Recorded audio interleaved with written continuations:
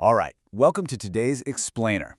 We're going to dive right into this fascinating microscopic biography of the cells that literally build our teeth from the inside out. Today, we're exploring dentinogenesis. That's the creation of dentin, of course, but we're going to do it by following the complete life cycle of a single, incredibly hardworking cell, the odontoblast. These guys are the unsung heroes of our dental anatomy, and honestly, their life story, it's an absolute marvel of biological engineering. Here's our agenda for today. First, the birth of the odontoblast, followed by the active secretory phase and laying the organic matrix. Then we'll cover the mineralization phases, matrix vesicles, and crystal growth, and wrap up with the quiescent resting phase. Section 1. Birth of the Odontoblast, the Early Beginnings. Our story actually begins way before you're even born, deep within the developing jaw. Nestled right below the predentin, you can spot the odontoblast layer in this histological cross-section. These mesenchymal cells first show up at sites of tooth development at around 17 to 18 weeks in utero. But they don't just wake up on their own.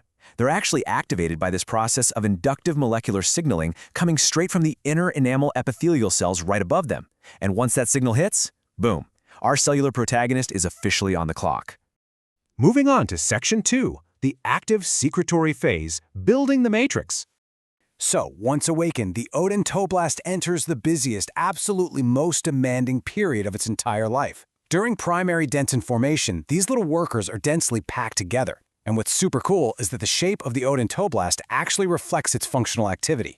During this highly active phase, the cell stretches out dramatically, reaching about 40 micrometers in length and 7 in width. To maximize its manufacturing power, it completely packs its internal body full of endoplasmic reticulum, Golgi complexes, and secretory vesicles. I mean, it's essentially a high-capacity microscopic factory running at maximum output, actively synthesizing type I collagen and non-collagenous proteins.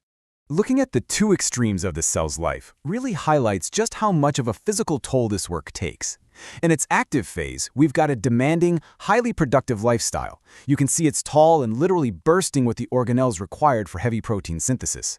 But comparing that to its eventual quiescent or resting phase, once the heavy lifting of primary dentin formation is done, the cell just kind of flattens out. Its chromatin condenses, and the number of organelles sharply decreases. It's a pretty profound physical transformation that perfectly mirrors the cell's changing workload over your lifetime. All right, Section 3, laying the organic matrix, secreting predentin. So the crucial point here is understanding exactly what this dedicated worker is building during that active phase. 4 micrometers. That number represents sheer, relentless output. A single odontoblast forms approximately 4 micrometers of unmineralized predentin every single day during active tooth development. They're just constantly pumping out this matrix, building the foundation of the tooth, layer by microscopic layer. Now, dentinogenesis is fundamentally a two-step dance. Step 1 is the soft organic phase. This is where the odontoblasts form the main components of the dentin matrix, primarily those type 1 collagen fibers and mucopolysaccharides, which act as the ground substance. And it's only after this soft, organic predentin is laid down that the cell moves to step 2, the hard inorganic phase, where that predentin is finally mineralized and transformed into solid dentin. In real tissue, there's a really stark boundary between the pale, soft predentin and the bright red, highly mineralized dentin. But think about the architectural dilemma here. If the odontoblast is constantly secreting this material, how on earth does it avoid getting trapped inside the very wall it's building? Well, the answer is retreat. As more dentin matrix is deposited, the cell slowly backs away in the direction of the dental pulp. And as it retreats, it leaves behind this elongated arm, a critical structure known as the odontoblastic process, or Tome's fiber.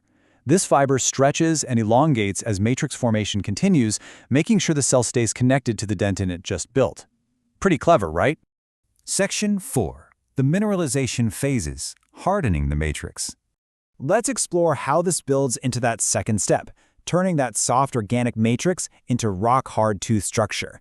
Now, the maturation of dentin, or the mineralization of predentin, doesn't just happen all at once, like a light switch flipping on. It actually occurs in 2 distinct ways. First, we have the primary mineralization phase. This involves the initial formation and expansion of crystals within the matrix as they eagerly absorb calcium and phosphate minerals. Then comes the secondary phase, where these newly expanded crystals physically fuse together to create a solid, unified front of hardened dentin. Section 5. Matrix vesicles and crystal growth. The microscopic spark. To truly appreciate this hardening process, we've got to zoom in even closer to the microscopic level. Before dentin becomes a solid wall, it starts out as calciferals. So, what are these? They're calcium hydroxyapatite crystals that form as small, growing globules right inside the web of collagen fibers in the predentin. These calciferals are the fundamental, microscopic building blocks of your solid tooth structure. They literally represent the spark of mineralization. I want you to imagine microscopic water balloons filled with minerals. As these crystals grow within their matrix vesicles, they continually absorb more and more calcium and phosphate, and eventually they rupture. When they burst, their mineral content spread concentrically outward.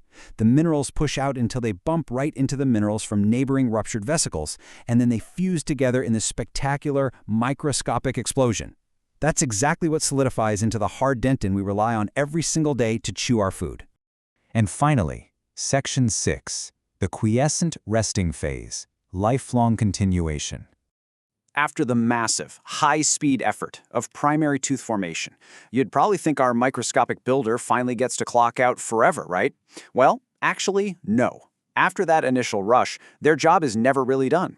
From their initial awakening at 17 to 18 weeks in utero, through the high-speed rush of primary dentin formation during tooth development, they persist.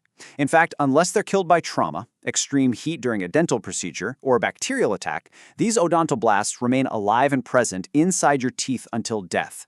They just shift gears, continuing a slow, lifelong rhythmic pattern of depositing secondary and tertiary dentin. So, I'm going to leave you with this somewhat provocative thought. Because these surviving odontoblasts continuously lay down new layers of dentin on the inside of the tooth throughout your entire life, they're progressively shrinking the space inside your tooth. Yeah, as you age, your pulp cavity actually gets smaller and smaller. It's a beautiful, lifelong journey of a single cell that quite literally shapes you from the inside out, day by slow day. Thanks so much for joining me on this microscopic exploration for today's explainer, and I'll catch you next time.